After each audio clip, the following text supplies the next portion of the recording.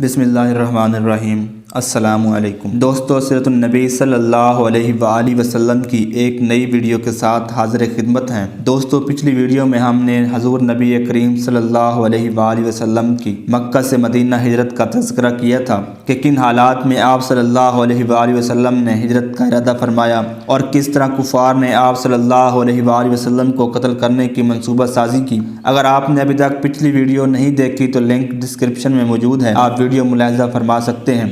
دوستو، آج کی ویڈیو میں ہم حضور نبی کریم صلی اللہ علیہ وآلہ وسلم کا غار ثور میں قیام، غار ثور سے مدینہ شریف کا سفر، معبد کی ایک کمزور اور دبلی پتلی بکری کا دودھ پورے خیمہ کے لیے کافی ہو گیا اور سراقہ کا واقعہ بیان کریں گے۔ دوستو، آج کی ویڈیو ایمان افروز ہونے والی ہے، آخر تک ضرور دیکھیں۔ دوستو، آپ سے درخواست ہے، اگر آپ ہمارے چینل پر نئے ہیں تو چینل کو سبسکرائب کر دیں اور ساتھ ہی لگے بیل کے بٹن کو بھی پریس کر دیں تاکہ ہماری نئی آنے والی ویڈیوز آپ تک پہنچتی رہیں۔ دوستو، مکہ کے مشرکین آپ صلی اللہ علیہ وآلہ وسلم کی جان مبارک کے در پہ ہو گئے تھے، تو آپ صلی اللہ علیہ وآلہ وسلم نے حضرت علی کو اپنے بستر پر سلا دیا اور آپ خاموشی کے ساتھ اپنے گھر سے نکل کر سب سے پہلے حضرت ابوبکر رضی اللہ عنہ کے گھر گئے اور اپنا ارادہ ظاہر فرمایا۔ پھر ابوبکر کے ہمراہ پیغمبر اسلام نہایت حکمت عملی کے ساتھ بچتے بچاتے مدینہ منورہ پہنچے۔ وہ تاریخ 2 جولائی 622 عیسوی تھی۔ لکھتے ہیں کہ سب سے پہلے آپ صلی اللہ علیہ وآلہ وسلم حضرت ابوبکر صدیق رضی اللہ عنہ کے ساتھ غار ثور تشریف لائے اور وہاں سے پھر مدینہ کا سفر جاری کیا۔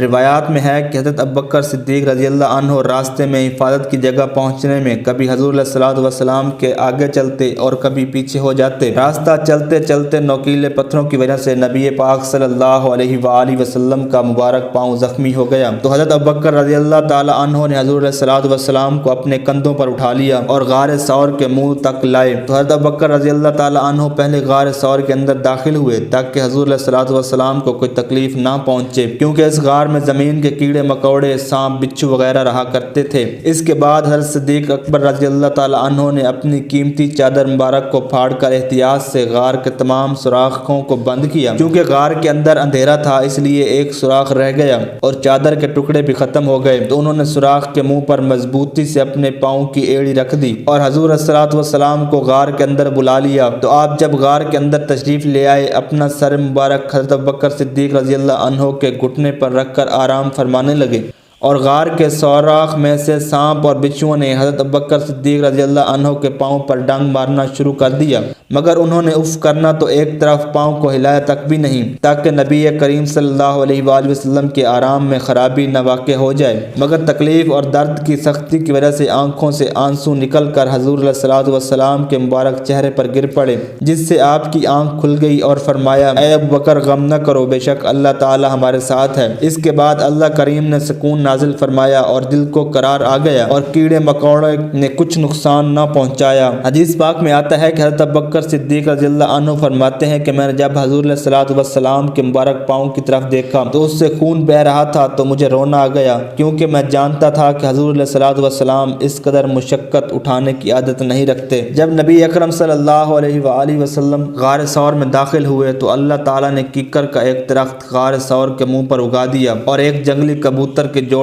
کو بھیج دیا تاکہ وہ اپنا گھونسلہ اس درخت پر بنا کر انڈے دے، اور مکڑی کو حکم دیا کہ وہ غار کے منہ پر جالا تن دے تاکہ دیکھنے والے کو پرانے غار کا احساس ہو۔ روایات میں آتا ہے کہ حرم مکہ کے کبوتر اسی جوڑے کی نسل سے ہیں، کیونکہ حضور علیہ الصلوۃ والسلام کی دعا کی برکت سے وہ قیامت تک شکار ہونے سے محفوظ رہیں گے۔ حضرت ابوبکر صدیق رضی اللہ تعالی عنہ فرماتے ہیں کہ کافروں نے ہمارا پتہ لگا لیا تھا اور غار ثور کے منہ پر آ کر کھڑے ہو گئے تھے، اگر ان میں سے کوئی نیچے جھک کر اپنے پاؤں کی طرف دیکھتا تو وہ ضرور ہمیں بھی دیکھ لیتا۔ حضور علیہ الصلوۃ والسلام نے فرمایا، اے ابوبکر، ان 2 آدمیوں کے متعلق کیا خیال ہے جن میں تیسرا اللہ تعالیٰ ہے؟ ان 2 آدمیوں سے مراد اپنی ذات مبارک اور حضرت ابوبکر صدیق رضی اللہ تعالی عنہ ہے۔ اس کے بعد کافر واپس چلے گئے اور کہنے لگے، اگر محمد صلی اللہ علیہ وآلہ وسلم اس غار میں داخل ہوتے تو مکڑی کا جالا بھی خراب ہوتا اور کبوتر کا انڈا بھی ٹوٹتا ہوتا، اور یہ درخت تو ان کی عمر سے بہت پہلے کا اگا ہوا معلوم ہوتا ہے۔ نبی محترم صلی اللہ علیہ وآلہ وسلم کا یہ معجزہ حفاظت اور نگہبانی کے لحاظ سے بہت بڑا اور مضبوط ترین معجزوں میں سے ہے۔ 3 رات غار ثور میں گزارنے کے بعد تیسری رات کو صبح کو عبداللہ بن اریقت دونوں اونٹ لے کر غار پر آ گیا، جسے راستہ دکھانے کے لیے مزدوری پر رکھا ہوا تھا۔ حضرت ابوبکر صدیق رضی اللہ تعالی عنہ کے غلام عامر بن فہیرہ رضی اللہ تعالی عنہ بھی پہنچ گئے تو حضور علیہ الصلوۃ والسلام جد آیا قصوہ نام کے اونٹ پر حضرت ابوبکر صدیق کے ساتھ اور دوسرے اونٹ پر عبداللہ اور عامر رضی اللہ عنہم سوار ہوئے اور سمندر کے کنارے کا راستہ اختیار کیا۔ 1 دن اور 1 رات برابر سفر کرتے رہے۔ دوسرے دن جب سورج نکلا اور دھوپ میں گرمی پیدا ہوئی تو حضرت ابوبکر صدیق رضی اللہ تعالی عنہ نے حضور علیہ الصلوۃ والسلام کے آرام فرمانے کے لیے سایہ کی جگہ تلاش کی۔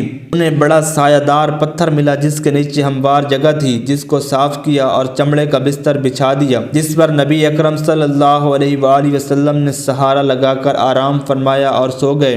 دیکھا کہ اس جنگل میں ایک نوجوان بکریاں چرا رہا ہے۔ حضرت ابوبکر صدیق رضی اللہ تعالی عنہ نے اس سے دودھ مانگا تو اس نے ایک پیالے میں بکریوں کا دودھ دیا اور ٹھنڈا ہونے کے لیے پانی ملا دیا، کیونکہ عرب والوں کی عادت تھی کہ تازہ دودھ چونکہ گرم ہوتا ہے اس میں پانی ملا کر ٹھنڈا کر لیتے ہیں۔ حضرت ابوبکر رضی اللہ تعالی عنہ نے یہ دودھ پیا۔ اس کے بعد جب حضور علیہ الصلوۃ والسلام اٹھے تو دودھ کا ایک پیالہ آپ صلی اللہ علیہ وآلہ وسلم نے بھی پیا، پھر سوار ہو کر سفر شروع کر دیا۔ حضرت اسماء بنت ابوبکر رضی اللہ تعالی عنہا بیان کرتی ہیں کہ قریشی کافر حضور علیہ الصلوۃ والسلام کے ڈھونڈنے میں ناکام ہو گئے تو ان میں سے کچھ لوگ ہمارے پاس آئے جن میں ابو جہل بھی شامل تھا۔ میں شور سن کر گھر سے باہر نکلی تو ابو جہل نے مجھے پوچھا کہ تیرا باپ کہاں ہے؟ اس کے جواب میں نے کہا خدا کی قسم مجھے کوئی پتہ نہیں کہ وہ کہاں ہیں۔ تو اس لعنتی نے برا بھلا بھی کہا اور میرے منہ پر ایک تمانچہ مار دیا جس سے میرے کانوں کا زیور ٹوٹ کر نیچے گر پڑا۔ مدینے کے اس سفر میں ایک عجیب و غریب واقعہ بھی پیش آیا کہ راستے میں معبد عاتکہ بنت خالد خزائی کا خیمہ تھا جو بہت بوڑھی اور عقل مند بھی تھی۔ وہ اپنے دروازے میں بیٹھ کر مسافروں کی خدمت کیا کرتی تھی اور انہیں کھانا پینا دیا کرتی تھی۔ راستے میں جب وہ وہاں ٹھہرے تو حضور علیہ الصلوۃ والسلام نے اس سے کچھ کھجوریں، دودھ اور کھانے کے لیے گوشت طلب فرمایا، جن میں سے کوئی چیز بھی اس وقت اس کے پاس موجود نہ تھی۔ اس بڑھیا نے اپنی تنگ دستی کا اظہار کیا کہ یہ سال ہمارے لیے سخت قحط کا ہے، اگر میرے پاس موجود ہوتا تو میں ضرور آپ کی مہمانی کرتی۔ یہ سن کر حضور علیہ الصلوۃ والسلام نے اس کے خیمے کی طرف دیکھا تو خیمے کے ایک گوشے میں بہت کمزور سی بکری کھڑی تھی جو اپنی جسمانی کمزوری کی وجہ سے باہر چراگاہ تک نہیں پہنچ سکتی تھی۔ تو آپ نے پوچھا کہ معبد یہ بکری کیسی ہے، چراگاہ میں نہیں گئی کیا؟ تو اس نے جواب دیا کہ کمزوری کی وجہ سے اس کو دوسری بکریوں سے الگ کر دیا ہے۔ پھر حضور علیہ الصلوۃ والسلام نے پوچھا کیا یہ دودھ دیتی ہے؟ تو وہ کہنے لگی کہ یہ اتنی کمزور ہو چکی ہے کہ اس سے دودھ کا خیال بھی نہیں کیا جا سکتا۔ یہ سن کر حضور علیہ الصلوۃ والسلام نے فرمایا کہ اگر اجازت ہو تو میں اس سے دودھ دو لوں۔ تو اس نے کہا میرے ماں باپ آپ پر قربان جائیں، اگر آپ صلی اللہ علیہ وآلہ وسلم کو اس سے دودھ کی امید ہے تو ضرور لے سکتے ہیں۔ اس کے بعد حضور رحمت للعالمین صلی اللہ علیہ وآلہ وسلم نے بکری کے پاؤں کو دوسرے پاؤں سے ملایا اور اس کے تھنوں پر ہاتھ مبارک پھیرا اور بسم اللہ شریف پڑھ کر دعا کی کہ اے اللہ کریم معبد کی اس بکری میں برکت عطا کر دے۔ تو بکری کے تھنوں میں دودھ بھر گیا اور دونوں پاؤں ایک دوسرے سے الگ ہو گئے اور معبد سے دودھ کے لیے ایک برتن طلب فرمایا۔ جب وہ دودھ سے بھر گیا تو تمام خیمہ والوں کو خوب پلایا۔ جب وہ سارے سیر ہو کر پی چکے تو اپنے ساتھیوں کو پلایا اور آخر میں خود نوش فرمایا، پھر دوبارہ دودھ دونا شروع کر دیا اور خیمے کے برتن بھر دیے۔ اس کے بعد بکری کو معبد کے پاس چھوڑ دیا۔ سیرت نگار حضرات لکھتے ہیں کہ حضور نبی اکرم صلی اللہ علیہ وآلہ وسلم کے مبارک ہاتھوں کی برکت سے وہ بکری 18 سال تک زندہ رہی اور دودھ دیتی رہی، یہاں تک کہ حضرت عمر ابن خطاب رضی اللہ تعالیٰ عنہ کی خلافت کے زمانے میں بھی جب سخت قحط پڑا اور بہت سے لوگ بھی ہلاک ہوئے، اس وقت صبح و شام اس بکری کا دودھ دوتے رہے۔ اس قحط کے بعد وہ بکری زندہ نہ رہ سکی۔ اس کے علاوہ ہجرت کرتے وقت راستے میں بہت سارے واقعات پیش آئے۔ ان میں سے ایک واقعہ سراقہ بن جاسم کا واقعہ ہے۔ وہ یہ ہے کہ قریش مکہ نے لوگوں میں یہ منادی کرا دی تھی کہ جو آدمی حضور علیہ الصلوۃ والسلام اور ان کے ساتھی حضرت ابوبکر صدیق رضی اللہ تعالی عنہ کو قتل کرے گا یا قید کر کے لائے گا، اسے 100 اونٹ اس کے انعام کے طور پر دیے جائیں گے۔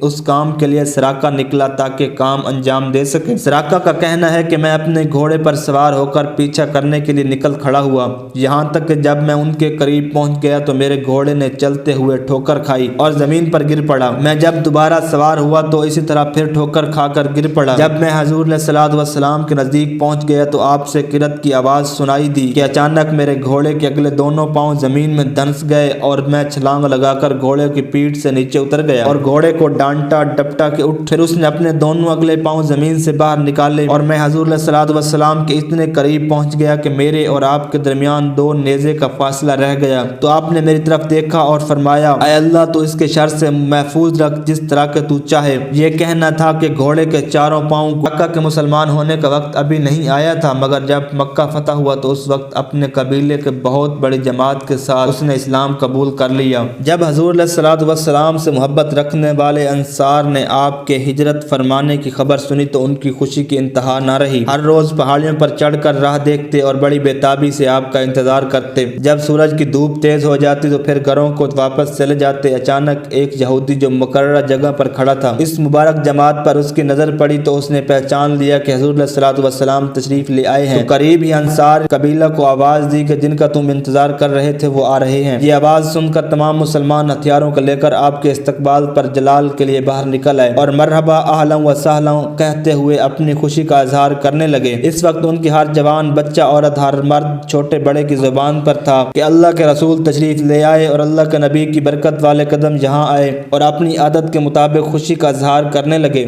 بیان کیا جاتا ہے کہ بنو نجار قبیلے کی لڑکیاں حضور نبی اکرم صلی اللہ علیہ وآلہ وسلم کے تشریف لانے کی خوشی میں دف بجاتی اور یہ گائی ہوئی نکل آئیں۔ چونکہ بنو نجار سورج اوپر آنے پر وادی بطخ سے گزر کر اس جگہ تشریف لائے جہاں اب مسجد صغیر بنائی گئی ہے۔ وہاں آپ نے نماز جمعہ پڑھائی اور بہت لمبا خوبصورت خطبہ ارشاد فرمایا جس میں لوگوں کو خوشخبری سنائی گئی اور اللہ تعالیٰ کے خوف سے ڈرایا گیا۔ پھر جمعہ کی نماز کے بعد آپ اطمینان کے ساتھ اپنی سواری پر سوار ہو کر مدینہ طیبہ کی بستی کی طرف چلے، اور انصاری قبیلے پیدل اور سوار سب کے سب حضور علیہ الصلوۃ والسلام کے ساتھ چل دیے۔ اس وقت بنی عمر بن عوف کے لوگ جو اس بستی یعنی قباء کے رہنے والے تھے معافی چاہتے ہوئے عرض کرنے لگے کہ شاید حضور نبی رحمت عالم صلی اللہ علیہ وآلہ وسلم یہاں رہنے میں کوئی تکلیف محسوس ہوتی ہے جس کی وجہ سے آپ یہاں سے چل دیے ہیں۔ تو نبی مکرم صلی اللہ علیہ وآلہ وسلم نے فرمایا کہ مجھے اس بستی میں جانے کا حکم دیا گیا ہے جس کو اقالۃ القریٰ کہتے ہیں۔ حضور علیہ الصلوۃ والسلام وہاں سے نکلنے اور ان کی طرف تشریف لے جانے کے بعد تمام انصاری قبیلے کے لوگ امید اور انتظار کی آنکھوں کو راستے میں بچھا کر حضور علیہ الصلوۃ والسلام کے دامن کرم کو تھام کر عرض کرنے لگے کہ ہمارے غریب خانے پر قیام فرما کر ہمیں خدمت کرنے اور جان قربان کرنے کا موقع عنایت فرمائیں۔ تو آپ صلی اللہ علیہ وآلہ وسلم ہر ایک کے حق میں خیر و برکت کی دعا کرتے ہوئے فرماتے کہ میری یہ اونٹنی اللہ تعالیٰ کے حکم کی پابند ہے، جہاں بھی یہ بیٹھ جائے گی وہیں میرا قیام ہوگا۔ یہ کہہ کر سیدھا راستہ اختیار فرمایا اور اونٹنی کو مدینہ طیبہ کی طرف اس کی مرضی پر چھوڑ دیا اور انتظار فرمانے لگے کہ دیکھیں اونٹنی کہاں بیٹھتی ہے، یہاں تک کہ اونٹنی اپنی مرضی کے مطابق اس جگہ آ کر بے اختیار بیٹھ گئی جہاں اب مسجد نبوی شریف ہے۔ اونٹنی کے بیٹھتے ہی حضور صلی اللہ علیہ وآلہ وسلم پر وحی نازل ہونے کی سی حالت طاری ہو گئی۔ پھر اونٹنی کھڑی ہو گئی، یعنی اونٹنی کا یہ آنا اور جانا مسجد نبوی کی تعمیر اور بنیاد کو ظاہر کرتا ہے۔